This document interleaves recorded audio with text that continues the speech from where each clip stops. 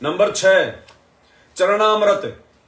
चरणामृत यदि आपके पास सतलोक आश्रम मैनेजमेंट हरियाणा का लाया हुआ रखा हुआ है तो भाई आपने उसका बिल्कुल भी यूज नहीं करना है। आज से पहले किया सो किया, उससे पहले परमात्मा का यह आदेश नहीं था।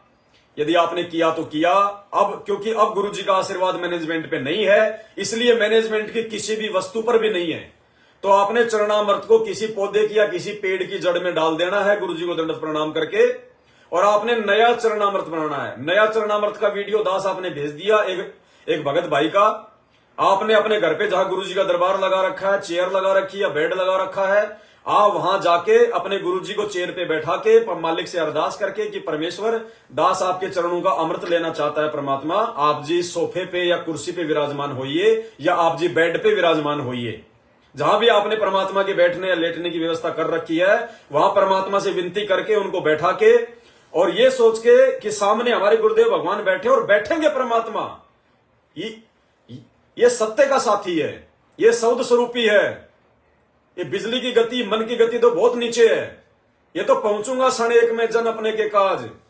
ये अपने बच्चे के दिल के भाव देख के तुरंत प्रकट हो जाएगा सूक्ष्म रूप में। तो आप ये देख के कि मेरे गुरुजी बैठे हुए हैं सोफे पे या फिर चेयर पे, और आप एक बड़ा सा थाल उसमें से जो मतलब कि पानी भर के 1 लीटर या 2 लीटर आप वहां पे नीचे रखिए और परमात्मा से आज्ञा लीजिए कि परमात्मा आप अपने पावन चरण कमल, परमेश्वर आप इस थाली में जो हमल के रखिए, और वो रखने के बाद आप अपने हाथों से पानी ले लेके, जैसे परमात्मा के जो चरण कमल है वो रखे हुए थाली में, आप धोइए परमात्मा के, लोटा लेके डाल के चरणों पे धोइए बारंबार 2-4 मिनट तक। धोने के बाद में फिर आप जी एक साफ कपड़ा लेके अपने गुरुदेव का जो पैर है, जो उनका जो चरण है, उसको यूं अपने हाथ पे रख के फिर उस कपड़े से साफ कीजिएगा। और साफ करने के बाद में, मतलब दोनों चरणों को साफ करने के बाद में, ठीक है, उसके बाद आपने वो जो चरणामृत है उस थाल में वो आपने अपनी बोतल में भर लेना है। और इस प्रकार से आपने सुबह शाम जैसे भी परमात्मा का रोजाना आपने चरणामृत लेना है। भक्तिबोध पुस्तक पेज नंबर 23 परमात्मा कहते हैं चरणामृत का मातम्य, चरणा अमृत कदाचित पावे 84 कटे लोक छिंदावे।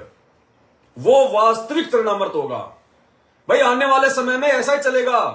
परमात्मा पाखंड के लिए, आडंबर के लिए कोई जगह नहीं छोड़ेंगे। सब भगत इसी प्रकार से मालिक का चरणामृत बनाया करेंगे। इसी प्रकार से सब अपने घर पे गुरुजी का बेड लगाएंगे, गुरुजी का सोफा लगाएंगे, भगवान को अपने घर पे प्रकट करेंगे। घर पे अपना आरती मंत्र सुमरण सत्संग करेंगे, परमात्मा की दया से अपना काम धंधा करेंगे और अपना जीवन जिएंगे। कहीं आश्रमों में धक्के खाने की जरूरत ही नहीं, भटकने की जरूरत ही नहीं। काल को मौका ही नहीं मिलेगा भक्तों को मूर्ख बनाने का। और वो व्यवस्था परमात्मा ने सात संगतियों के माध्यम से शुरू करवा दी है। तो इस प्रकार आप भाई बहनों ने अपने घर पे नया चरणामृत बनाना है परमात्मा का।